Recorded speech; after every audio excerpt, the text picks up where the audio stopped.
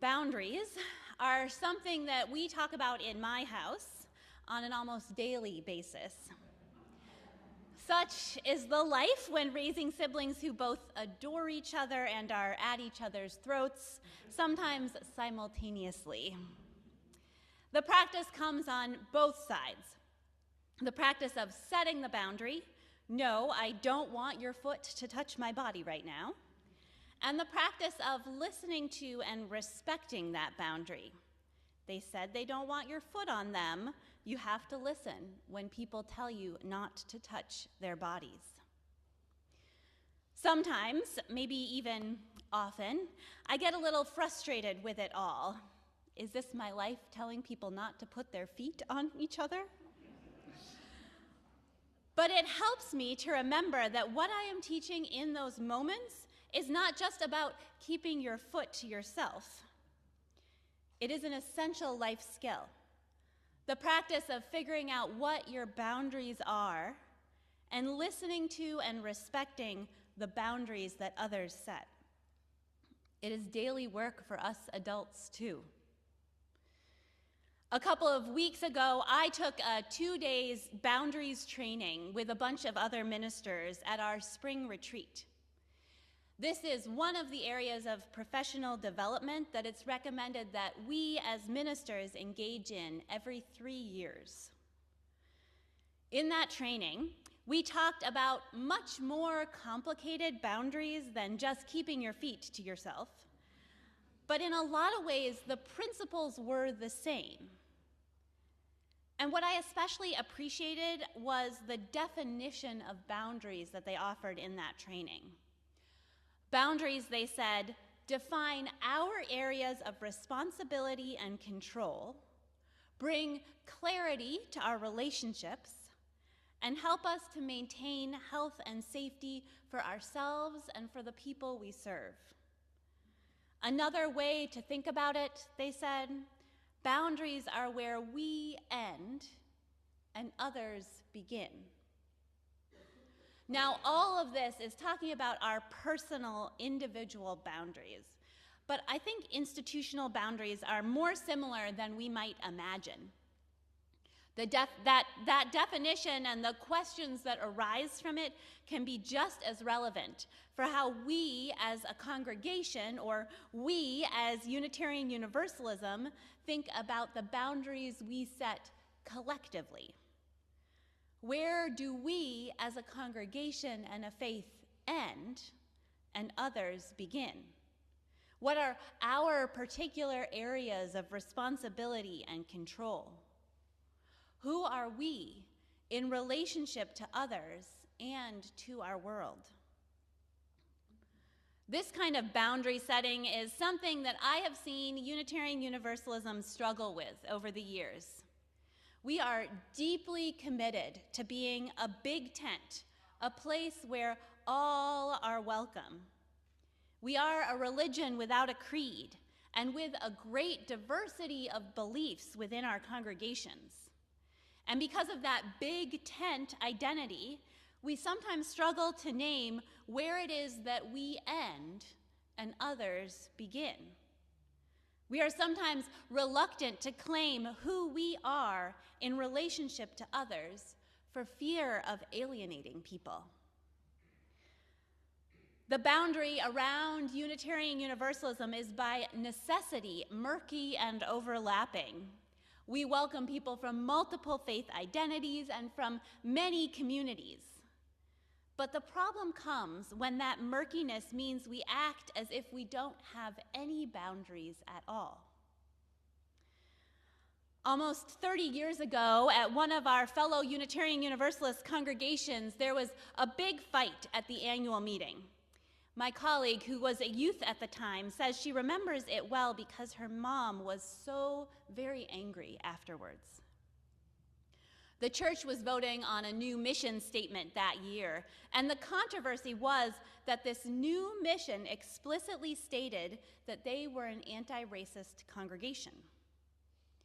Now, the argument was not that they wanted to be a racist congregation. Even in the late 90s and early 2000s, that wasn't a debate. Instead, the controversy was about that phrase, anti-racist. The people who were against this new mission said, "We are Unitarian Universalists. We shouldn't be anti-anything."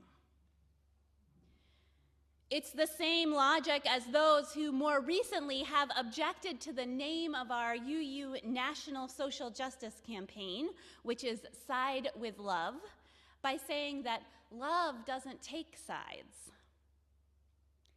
This logic comes from values that are indeed core to who we are as Unitarian Universalists, a desire to be welcoming and an openness to diverse viewpoints. And yet, both statements are deeply harmful, an attempt to be welcoming that actually backfires. Our deep commitment to diversity is one of the great strengths of our faith tradition, and at the same time, it sometimes leads us astray. It holds us back, especially from taking bold stances on justice, from the moral clarity that we need to face the deep injustices of our world. It was exactly this kind of boundaryless, wishy-washy sense of who we are that the Reverend Dr. Martin Luther King Jr. berated the white churches for in his letter from a Birmingham jail. He wrote that letter in response to an open letter from a group of white clergy titled, "A Call for Unity." I could imagine such a letter being written today, a call for patience and unity, saying that we just need to get together and talk about it, or let it play out in the courts. We've seen how well that goes, right? In the letter, the white clergymen say, "We are now confronted by a series of demonstrations by some of our Negro citizens, directed and led in part by outsiders. We recognize the natural impatience of people who feel their hopes are slow in being realized, but we are convinced that these demonstrations are unwise and untimely." As usual, the words of the Reverend Dr. King in response to that letter still ring true today.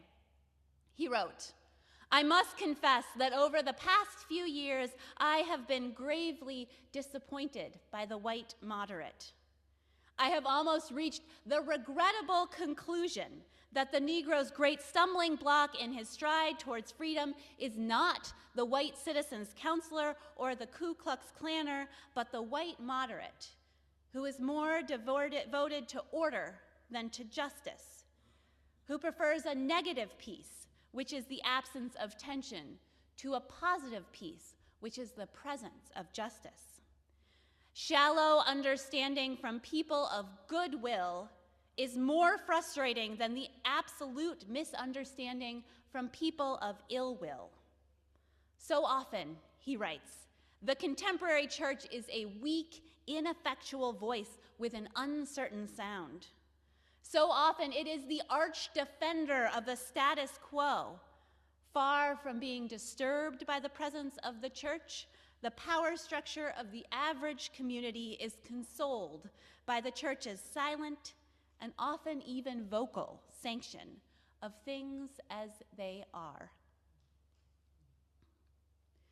A weak, ineffectual voice with an uncertain sound, a silent sanction of things as they are. This is what we become as a faith when we refuse to put boundaries around what is acceptable and what is not. This is who we become when we resist claiming our moral authority as people of faith, the moral authority of our living tradition. Now, when we talk about diversity in Unitarian Universalism, we often use the phrase, "all are welcome." It is bold to declare such a broad welcome, and I do believe that the welcome is broad in our faith. And we are always working to broaden that welcome, to learn more deeply how we can be a space that welcomes especially those who do not find welcome elsewhere. This is the whole crux of our Welcoming Congregation program, our efforts over the last decades to make our churches more friendly and welcoming to LGBTQ+ folks. And the truth is that for people to feel welcome in our space, especially people with any kind of marginalized identity, we actually do need to set some boundaries around our welcome. All our welcome here cannot mean that everything is welcome here, or every opinion or every behavior. For example, we cannot be truly welcoming of LGBTQ+ folks and also welcoming of anti-LGBTQ rhetoric. We cannot be welcoming of people of color without being actively anti-racist. It turns out that if we want to be for something, it means we have to be anti-something else. If we are for diversity, we are also anti the current attacks in our country on diversity. There is no realm in which you can truly welcome everything because it turns out things come into conflict with each other. And so, if we want diversity to thrive, we actually paradoxically have to have some clear boundaries. We cannot be all things to all people, and that's okay. So what are these boundaries? What are our boundaries as Unitarian Universalists? If we are to look to our values, which is the place we should look, right? The answer would be that it all comes back to love. Love at the center. But what does that mean in practice? If love does indeed take sides, how do we know what side love is truly on? I am particularly grateful to the definition of love that our former UUA president, the Reverend Susan Frederick Gray, offers. She writes, "Love is the core foundation of my religious understanding.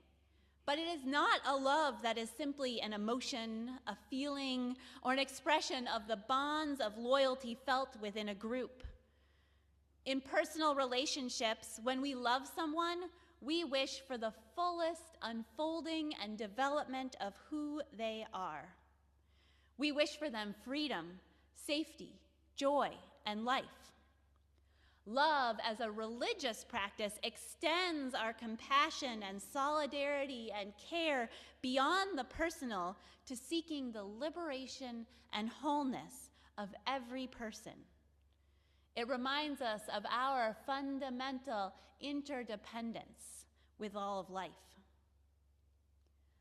So perhaps our boundary is this: we are for seeking the liberation and wholeness of every person. And so we are anti anything that gets in the way of that. If your opinions get in the way of someone else's thriving, then those opinions don't belong in this faith. It is only by setting such boundaries that we can create a space that promotes the liberation and the wholeness of every person.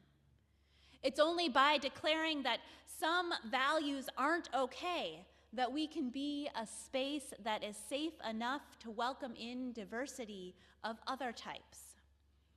It's only by naming those values and sticking to them that we can welcome in this diversity of beliefs and talents, diversity of gender and sexuality, racial diversity, socioeconomic diversity, neurodiversity, diversity of ability, and so much more. As the poet writes, "Here in the stillness, I build my walls with care, not to keep out the world, but to hold close what is tender within me, a small sanctuary of peace where the heart can rest." I am not interested in a Unitarian Universalism that is a weak, ineffectual voice with an uncertain sound, and I don't think it is what our world needs right now either. We need moral clarity and deep grounding in our values, and we need the clear boundaries that come with it. We need a safe space for those whose lives are under attack, and we need the courage to speak truth to power. All of that begins with knowing where we end and where others begin, by claiming what is ours and letting go of what is not. For in these lines, we find our freedom, and in this freedom, we find ourselves whole, unbroken, a quiet flame burning brightly in the dusk. May it be so for us.